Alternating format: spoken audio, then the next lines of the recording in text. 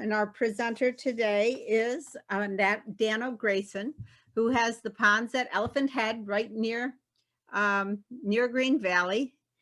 And he's got a great presentation that shows his now being a cameraman. He started out as a biologist. Some of you may have seen him last year in person at the Camera Club, and he's got a really good show. So once he starts, if you go up, again, slash your stop video, Neil, if you would do that, that would be helpful. And go up to where it says view, and you'll pick the speaker and then the one little dot. So you see just the speaker and Dano's presentation. So Dano, you're on.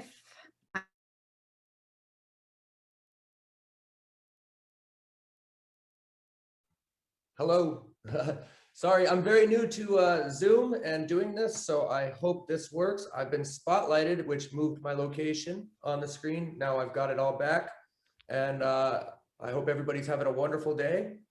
I am broadcasting to you from a friend's kitchen in Gilbert, Arizona, as I don't currently have internet down at the property, but we'll get to that. So again, thank you, Holly, for inviting me to do this. I hope everybody's having a great day, and I suppose we can get started, and I will bring up the presentation here. And as I do, I'll tell you a little bit about myself.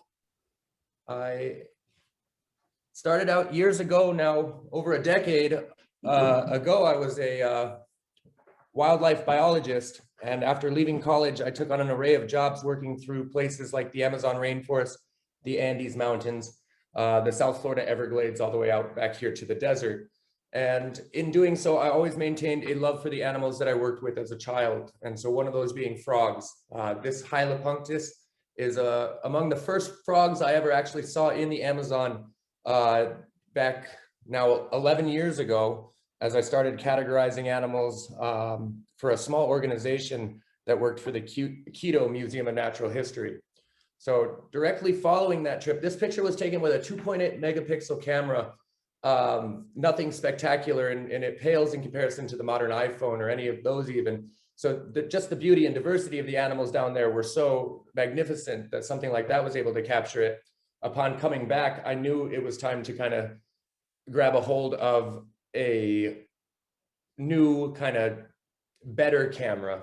And so when I got home from the first jobs I did in the forest, I made it a task to go about capturing nature as the way I actually saw it. Which required buying a DSLR. So upon owning a DSLR, this picture of the American croc coming out of the water was taken in Key Largo, Florida, about 9 days after I had purchased my first camera, which is a Canon T1i with a 50mm lens. And it, was just a great building block to learn all the settings and what it took to go about work while I was working with these animals. And so you'll see, I'll go through some of them a little quicker than others, but you'll see different pictures of different animals as we go around the world here. And that was one benefit to kind of switching to photography from being a biologist.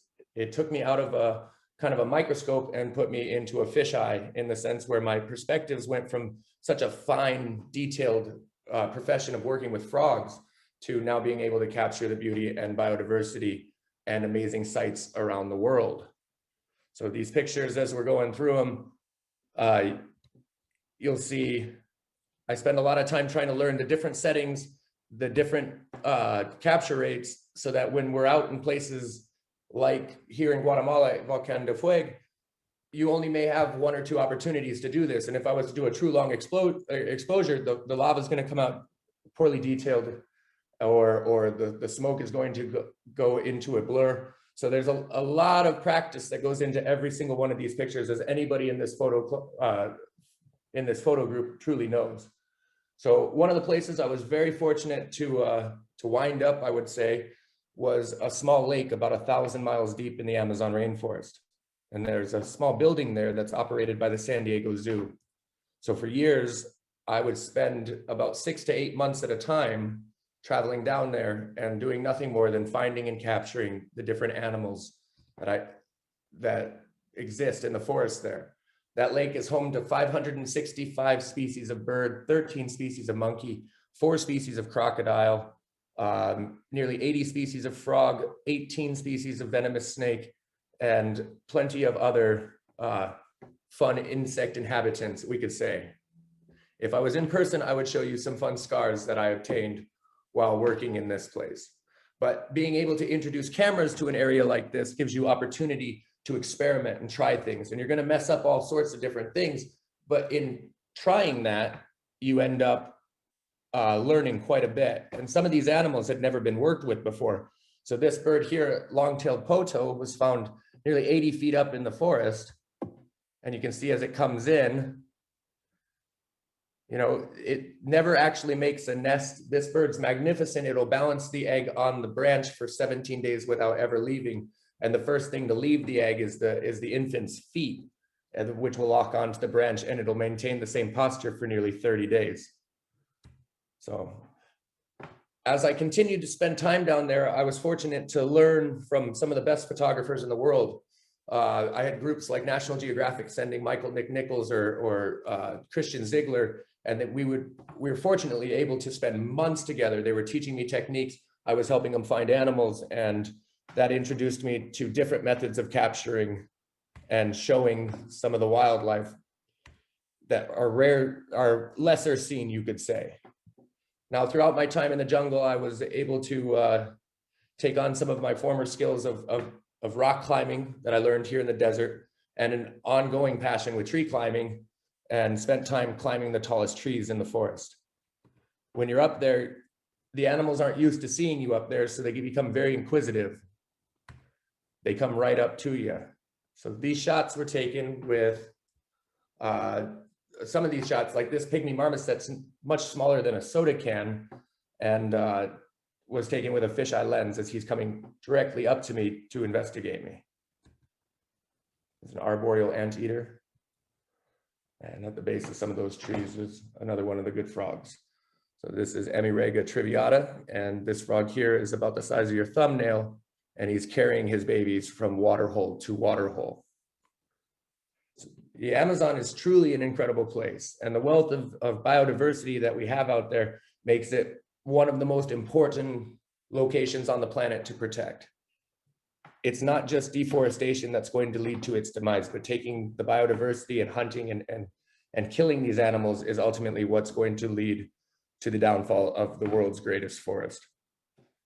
So often when you're out in those places, you don't have the opportunity to Google how to do things and how, you know, or order parts on Amazon. So I end up making much of my own camera gear. This snake that you'll see on the right side of your screen, that's a checker-bellied snake, we would call it. It's about the size of a pencil. And to get a shot like that, we had to manufacture a spacer that would take our wide angle roughly about 1 centimeter away from the mount it would normally use. And that gives it a wonderful depth of field and kind of creates this tiny to giant effect. Here it is. Here's a similar effect with a frog about the size of a quarter. So after traveling the world, taking pictures of animals, I had realized that I never actually spent too much time here in Arizona capturing the amazing state that we live in. And I think we're all very blessed when we see places like Dallas right now, or the Midwest nearly 9 months out of the year. There's a reason people like spending time down here. And we're typically with wonderful weather, as we have today, at least here, and beautiful storms. So this shot is actually a composite. It is 17 portraits taken with a 500mm lens from the top of South Mountain in Phoenix, facing south of an oncoming monsoon. So I try to limit my overlap on a shot like this to roughly just about 1%. So I only want 2 or 3 pixel lines to cross, which means waiting for each shot of lightning before moving on. And then I was fortunate to spend the monsoons a few years ago down in the Havasupai Valley, which watching the Tanzanite blue water change to that chocolate milk is, it's quite impressive nonetheless, but it's also quite terrifying as the canyon does flood. So as some of you know, we have the largest diversity of rattlesnakes here in Arizona. All of them are quite magnificent for their own regard. This is a tiger rattlesnake shot with the wide angle macro technique that I had been using in the Amazon. And so this is a younger sidewinder, roughly about this one's probably 10 inches long. And of course, the most common that we'd see around here being the Western Diamondback.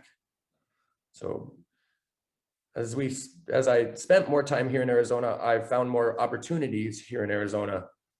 And I started spending time capturing the diversity as best I could to showcase it and take it back to my new connections with groups like the BBC or National Geographic.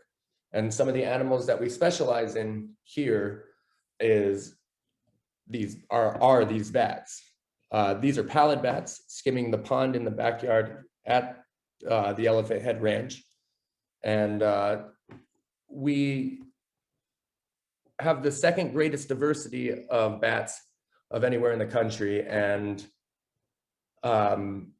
being able to help bring those back to groups like television shows and the BBC has been quite an adventure nonetheless. As you'll see here, there's the ever so famous Roadrunner that most people would know me for. And he's not too shy to be around cameras nearly at any time. With the line of work that we do, I get sent all sorts of different cameras. And so this would be an ROV that we'd use to explore a waterway. And when you're working with sizes like that, you'll see that you can interact with wildlife in a completely different way, purely existing through cameras. So this was ungettable prior to this, as I'm viewing this live through a headset, operating a remote control, swimming amongst the schools of fish. So it'll also allow you to plan out shots like this. So it's a largemouth bass, that's the full moon rising. This was shot in northeastern Iowa. I do have a collection of shots that I've done throughout the Arivaca Lake and Pina Blanca lakes that are not too far from us if you're familiar with those areas. So nowadays cameras are, you can get all sorts of different qualities based on the price points you're looking for or the technique you're going to specialize in. And when you're kind of generalizing and trying to capture nature in its fullest, you have to be very versatile. So much of what I do is build custom rigs that will help me capture the moment the best that I can. And that allows me to take shots slightly different than I had previously. Being able to customize your own gear opens up a whole world of opportunities. This is a wheelbarrow floating a $70,000 camera used to capture foxes we used it to capture foxes on the English countryside for an upcoming Netflix documentary. So this is the director of the Planet Earth series, filming Rhodey with an equivalent rig there. And a fun fact of that, that O'Connor tripod there has a fun price point, nearly $20,000, and a poor decision left it on top of a vehicle as we were chasing storms one night. I personally didn't leave it. Won't say the name of the guy that did, but it was a very, very expensive mistake. So a lot of this requires very good due diligence when it comes to maintenance. So you can see what traveling with some of this gear is like. A typical kit is involved about 50 to 80 boxes of kit that you'll take out on a shoot, depending on how long you'll be there. But when we're remote in the forest, we're completely unable to get resources in. So you nearly have to take everything. So I'm going to breeze through a couple of bat pictures might have snuck under. So I've cleared these with directors that I'm allowed to share. These will be in the upcoming documentary. But as you can see, being able to capture animals in their wild habitats. This is a fox climbing a tree, actually using his paws, his digits, and his claws to maneuver the tree towards a mouse that had gotten itself stranded out there. And you can see that he's quite confident moving through there. Now, some clips are going to be shorter than others, but there's a reason for that. As we get to the end here, share. One of Arizona's most incredible animals, and the one I feel most connected to as I've spent my time working out in the wilderness here, is our ringtails. Seems that one's a little fuzzy, but as you can see, they have one of the most spectacular views in the state. I would consider, as you'll find them typically throughout the canyon edges of the Grand Canyon, all the way down to the mountains, the Santa Rita Mountains behind us. They're completely nocturnal. They do most everything they can on the opposite end of the moon phase, so they do like being out in the complete dark. They're very skilled fishers, incredibly skilled climbers, inquisitive, and fun. Now, with some of these pictures, as you're trying to figure out how to best capture an animal here, you start seeing some of the rules that you have to follow in order to capture things like a sunset or a long exposure using flashes. And you can see, if you take an example using the young's tail on the right side of the image, you can see where the sunset starts cutting through. So one of the rules to follow if you're trying to capture an animal with a longer exposure to share things like the stars or the sunset is to make sure that the animal is silhouetted by obstructions. And so having a background for, say, we're looking at this family of ringtails here on what we call the giving tree. And it's a downed tree that has a bird's nest in it. And these guys have found and are rating it. And you can see that all of the individuals have a darker subject behind them to prevent the sky from bleeding through. Now, it wasn't intentional at first, but as I started learning more and more about this technique, I started seeing the importance behind it, and that became the ground standard. So these ringtails had been all too fun to play with. So as you can see here, I hope this is coming through clear enough. You can see that they come right up to me in the wilderness. And this individual we call Gunter is quite notorious for stealing wires. So you can see I'm about to have to leave my post to grab him, and he decides to move away. But he's never too slow to say he's sorry and get back to work. So he'll work his way over. And if we can scrub, yeah. So, and here you can see some of kind of the moments that we're able to capture, just being able to sit calmly and peacefully out there amongst the animals. So he's just cleaning himself as he goes about his night of hunting scorpions and centipedes. So I think this would, yes, so these are the two young, these two individuals had just come out. This is only the second night outside of the den. And as we continued to follow them, they would go about finding things. Now, you may not have seen it, but there's a tarantula in there. And the footage is quite jittery because sometimes the moment happens and you have to be ready. We were actually in the process of changing up lighting and situations and had to move and drop things at that moment to start filming as the children had come out. You'll actually see a piece of gear fall into frame here at the lower left. So, but you can see how inquisitive they are and truly just enjoyable to be around.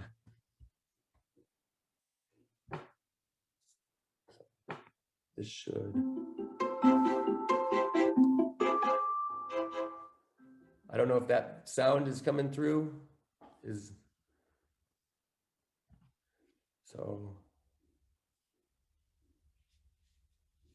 I'm hoping that went. All right, sorry about that. So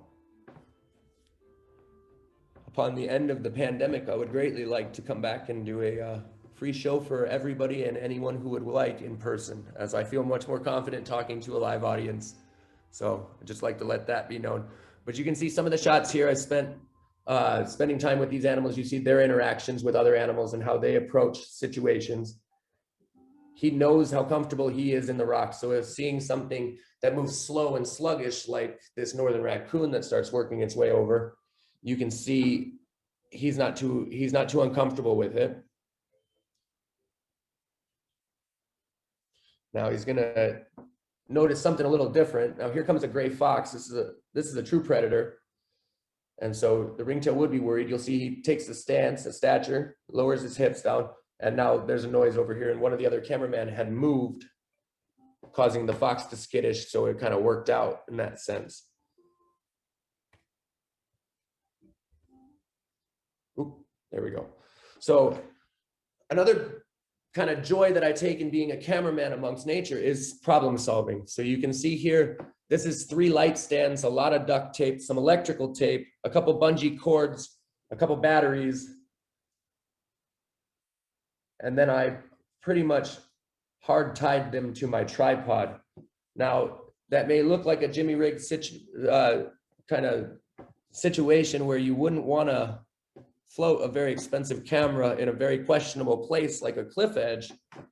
But at the same time, you know, you may only have 1 or 2 opportunities to capture a moment like this. And so you have to take advantage of it and be very adjustable. So working along those lines, there's the system in there. These are the kind of results you can get with a system like that and being adjustable. And I will scrub some of this a little forward here. There we go. So this is our ringtail friends again, trying to figure out the solution to getting aging nectar from a dying agave. And you'll hop over it. You can see he avoids those spikes like any sensible creature would.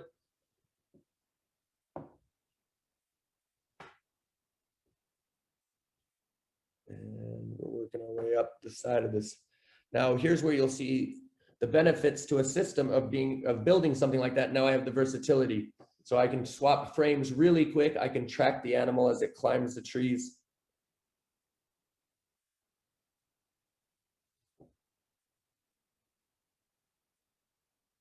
And they're quite fascinating. Now, if you haven't heard or did not know, I was involved in an incident earlier at the beginning of December where I was out of town. I received a phone call from my neighbors, and I learned that my home had burned down. And it was among the most devastating situations of my life, I would say. It was completely a shock to my system, and I'm still reeling from it, as a home that I had spent now years building was gone in an instant. So you know, and literally because I was on shoot away with a group, I had left all of my gear, and I'd lost years of these photos, and people ask if I had them backed up. I did not. All of my hard drives were in the house. I had lost my entire reel of anything that wasn't on my phone that was on my immediate persons. But even after the fire and the disaster that was, the animals on the land stayed. They were there. I've interacted with the Roadrunner as I've gone about the rebuilding process. You know, I spend most of my time immersed in nature, and you can see that the 2 Roadrunners were there. This is the day after the fire, and you can see it's still smoldering back there. The following shots were all taken after the fire. As you can see that I try to invest half of my time to the animals and half of my time to working on the new home. So I split my time between. Any of the time that the animals wouldn't be good, I spend working on the new home, and with few exceptions, I would say. And I'm still planning on releasing and finishing the work that I was doing prior to the fire. It just does require me to go back and do it. And to be honest, this is the first presentation or first real public anything I've done since the fire. And it's been a lot easier to just spend time in nature since something like that. Upon coming home, obviously insurance and everybody needed you to dig through the rubble for anything. I was looking for my missing cat. I found her remains 5 days later to rest, and I never stepped foot in the debris again. So I spent nearly all of my time after that in the forest, and the nature and the animals and nature. Those are really what's been able to pull me out of it and keep me motivated in the area. You know, as wonderful as this area has been to me, you know, it was hard to be there after that. But having friends like this Roadrunner that you're seeing pop up on frame, the quail, you know, the area coyotes, and just the noises of the desert have become so homely that for me, there wouldn't be anywhere else I would rather be. And you can see that using the Roadrunner and having such a good relationship with him does help out when I'm working on different camera techniques or trying different things, or just looking to capture nature at its finest, as I feel the Roadrunner is a great display of that. So you can see the many unique features that make this animal truly incredible. And if you have spent time at the pond, then you've come to know him. If not, I do maintain that all are welcome, and a great way to practice different camera techniques. So you should.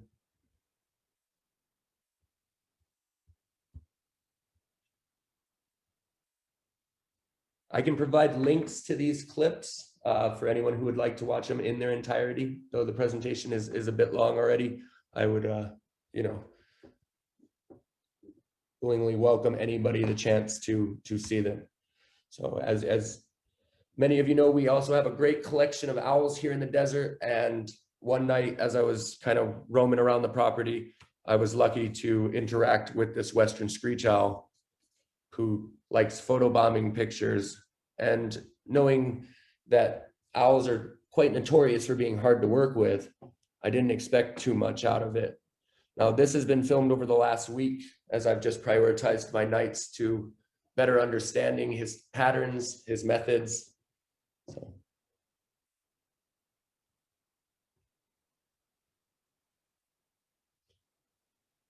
This owl is about the size of a soda can, and being able to observe them up close, being able to work with them, again, truly a pleasure. I think they're among the more unique animals that we have here, as they have a hard life, not being so big, but they do kind of go about their territory, their trees, and the desert itself with kind of a boss attitude that says that they're not going to let anything stop them.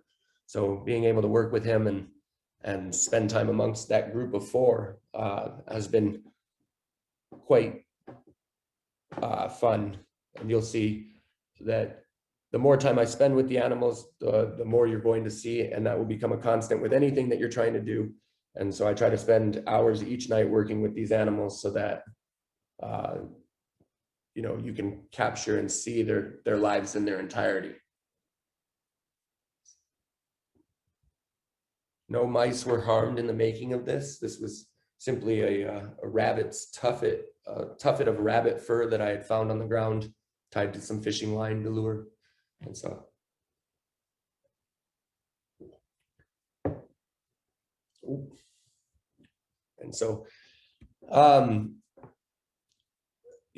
as I get towards the end here, I do want to say that I think that the time that I spent in the Amazon really opened my eyes to the possibility of a place.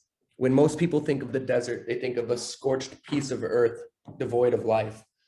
And I feel that there's a responsibility for photographers that live in the desert to help share the beauty and the biodiversity of the area in such the ways that help promote others to really realize that the wonders that we have in our nature rival those of nearly anywhere else in the entire world. And we here in the Sonora Desert, we live in the most biodiverse desert on the planet. So I feel it very important to spend our time really capturing and sharing the beauty of our area and the wonders of, the nature that we have. So we'll kind of end that with, this is my good friend, Bruce. He wants to meet me much more than I want to meet him, but over the next 6 weeks, I'll be working to capture him in the same methods, using similar gear to what we used for the Roadrunner, the owls, and the foxes.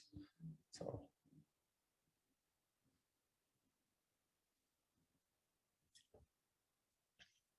Oh, did we lose you? Everything popped out. Okay, I hope everybody enjoyed it. I'm more than happy to take any kind of questions. I've got Holly has written a few. If you want to unmute Holly. Yeah, I'm with you. Verbatim as you've written them.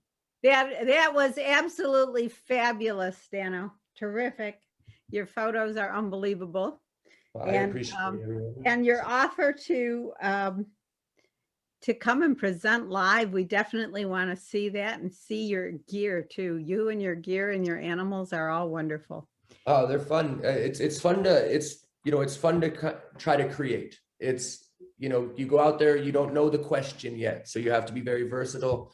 You get taught the question as you see things. You observe something. Well, now you want to figure out how to capture it. Every one of those pictures that you saw, everything that I'd share, I'd seen in my head 1,000 times before I ever captured it on camera or on still or video. So I try to be methodical in planning them out. They don't always go as planned, and you do have to roll with the punches, but you're always shooting for a similar result. Well, Great. thank you, DB. So I'm going to read the chats that came up, Dano, and Sure. some of them are questions, and that way everybody, some of them are to you, some are to everyone, but really I think they're all to everyone. Sue Kimball says, what an amazing skill. Thank you for sharing your talent. Oh, thank you very much, Sue. Yeah. And Lorraine says, inspiring work. Thank you for sharing. Deb says, we'll let our friends know of the recording on YouTube. That this will be on YouTube. It is now, actually. Oh, very cool. Awesome. We'd love you to come in person to present again when the time is right. Thank you so much. I would sound much less nervous in person, I'd imagine. Yeah. I'm talking to a blank screen with no emotions or interactions on the backside. Yeah, so. You did a great job. No worries. Thank you very much. I'm so sorry you lost your home, gear, and cat. Very sad. We're honored to be your first public presentation afterwards. Well, thank you very much. So, could you describe in detail your wide-angle macro setup? So yeah, well, prior to kind of the modern advances that companies like Leoa have used, if you're familiar with them, they make a 15 millimeter, 6 degree tilt shift macro. It's a wide angle macro. So that's a really unique toy, and it's very nichey. You're going to miss a lot of shots, but you'll learn a really cool way of taking pictures. But our original wide angle macro system was black rubber hosing, and we had just a C clamp, and then that mounted to a board. So using 2 C clamps, I could change the degree that the 16 millimeter lens I was using for those shots, or I was either using an 8-15 fisheye zoom or a 16-35. Those were my 2 wide angles. And I didn't have the means of putting a spacer or an extension tube between them. And all of the pre-made extension tubes started at 7 millimeters, which is only gonna work with 35 millimeter or longer. So if you want to go wide angle, you have to get real close. And so without getting, I guess, in too much detail, if you'd love to, if you'd want to email me about it, I could describe or talk to you in detail about all the fine settings, because it's quite elaborate, but you have to preset your aperture typically up to about 16, so you don't lose too much sharpness. You're gonna want to stop everything down to shoot as long as you can to get the best depth of field as you can. And then you're going to want to set your focus at infinity, because even at infinity, you're focused mostly at the glass. So getting those animals real close to the glass, you get that focus line right there at their head, their nose, their whiskers, but then you'll lose focus as you go out the tail, but giving you that nice wide, small to big kind of feel. It can make a tiny world look huge. So yeah, it did do that. So, yeah. Oh, here's one for you. You did a great job as a first-time zoomer. Yeah, Zoom is not all that intuitive, so I concur. I saw somebody had done it with a cat filter, and I wanted to figure out how to do that. And so, well, thank you very much. That was GVR Camera. Thank you. Yeah, wow, what amazing pictures is another one. Oh, what settings would you recommend if shooting the Northern Lights? I have an Iceland trip coming up. Okay, so yeah, so it depends on your ambient light. It's going to depend, like, because I was very fortunate to see the Northern Lights a few times in my life.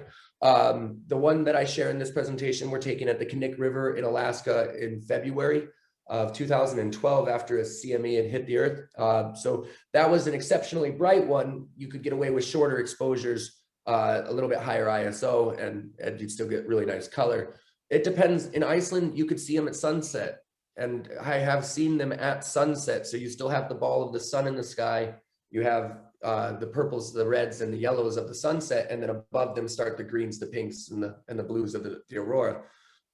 Typically, I would say trying to stop down to something like using a neutral density 8 stops filter will get you as dark as you'll ever need. Because if you can see the if there's sunset or whatnot, that'll still give you the colors of the sunset and allow you to expose for the sky.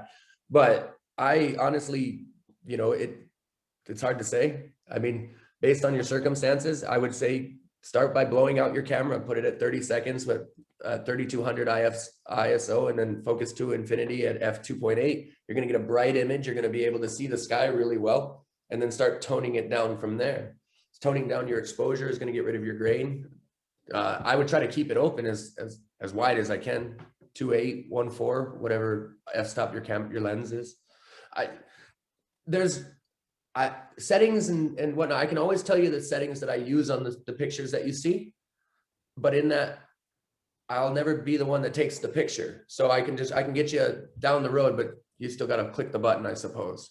So, right. Right. Yeah, here's a similar question from Sandy. Great photos. What kind of lighting are you using? Did you ever use supplementary light?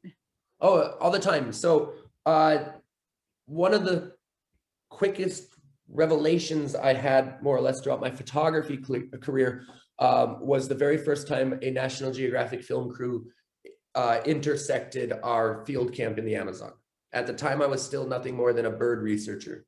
And so my job was to go out and count bird eggs that I find in different species nests, measure hatchlings or nestlings and whatnot. Upon seeing the work that they were doing remote cameras with 6 to 8 flashes on each system. And each flash was toned perfectly to give the right lighting so that the animal jumping through cast no shadows, but you didn't subtract from the environment. And just being able to witness that, I learned, oh man, this is the next stage. This is how you do that. So I started incorporating 3 flash minimums. And then the job was to still get as close as you can to the animals with the best lighting, with the best, and introducing these backgrounds. And so when I'm working in the Amazon rainforest, you're 2% of the natural light is reaching the forest floor. So it's almost imperative that you introduce supplementary lighting. So yeah. Well, you do a great job of that. Really gorgeous colors in your photos, and close-ups of the animals, just unbelievable. Well, thank you. Have you seen any local jaguars in your search? So no, that is actually what brought me to the area. So to be 100% honest with you, in 2015, when El Jefe was spotted on October 15th and just south of the Sanaritas near Fort Huachuca, that brought me to the area the very first time. 6 months later, I owned property here. 6 years later, I'm still here, and I maintain camera traps and all sorts of different monitoring systems throughout the Sanaritas, hoping that it'll one day make his way over, as it wouldn't be terribly uncommon. But the ones in the state right now are in the Chiricahuas, which is way more common. So. Okay. Was that mountain lion on your property? No, the mountain lion is up right up next to the elephant head. Okay. On the Sanaritas. So nice. That's one of my favorite places. Yeah. It's truly, it's magical that you do have the entire cast of characters. I monitor 7 bear dens. I have the puma, gray fox, coyote. Yeah, it's an incredible place. So it is. Quaddy? Oh, you said quaddy. Yeah. Okay. Yeah, we have roaming bands. Yes. So Richard Page just asked if I will have the pond open this year. I do have the pond open. I would say that, it's kind of, we've got people reserved throughout the summer or throughout the spring into summer. I do have openings. I know that there had been some talk of maybe possibly putting together a field trip. I can get Holly some information about that, what it will take and kind of cost and what we need to do for the social distancing. But we have taken all social distancing recommendations and we have cut down the amount of people that we allow in the hides and whatnot. So I can get you some final numbers once I have my construction crew finished up out there. Terrific. And so as you can imagine, building a home does require using some machinery, and I'm trying to get that out of the way right now. so that as we go into spring, the warblers return, the flycatchers come back, that we don't, we're not messing with the birds at that time. So I actually am meeting my tractor guy down on the property tomorrow, and we'll be going. But I'm finishing up the well that the blinds are in. So I'll have a final count on how many people I can house. And if we want to plan out any kind of field trip, obviously there will be a discount for anybody wanting to do the field trip, and anybody who wants to come on their own, I will take it down 30% and say what would normally be $150 day is $100 if you choose to come out on your own, and then we can figure out something for doing field trips or group rates. Okay, great. For coming on your own, would you like to give contact information or have them go through the camera? So you can, okay, so I'd like to describe that I am terrible at the internet. I would just like to put that into a point. Do not message me on Facebook. I haven't opened that in 2 years. The benefits to not being on social media is the media that I am producing now has gained in value, and the work that I'm doing became more significant. So first, I'd like to say that you can see any of the actual films that we've made. You can see 2 of them on Netflix right now, Our Planet and Night on Earth. I have one on Apple TV, which is called Tiny World. It's narrated by Paul Rudd and takes you with animals no bigger than my Roadrunner, I think is among the biggest in the entire series. You can also find us on the BBC with the series 7 Worlds, 1 Planet, hosted by David Attenborough, and you'll see some shots that may look familiar in there. As far as contacting information, and my email is dano@danograyson.com. However, if you go to danograyson.com, you'll see a website that was created for me as somebody's college project years ago, as I've kind of pushed further away from the internet over the last 2 years.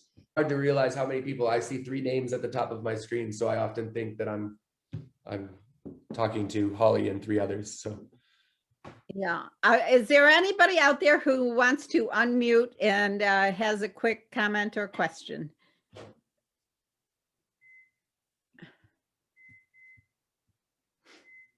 I think we're good. I think we're good. Well, I hope everybody has a wonderful day. Thank you for tuning in. Again, in person, I think I'd come across as a lot less nervous. Have a wonderful day, guys. Thank you, Dano. It was very great. Very, very good. Yay! Thank you very much. Yay! Thank you. Yay. If you all just leave the meeting now, and that's all for today, folks. Thank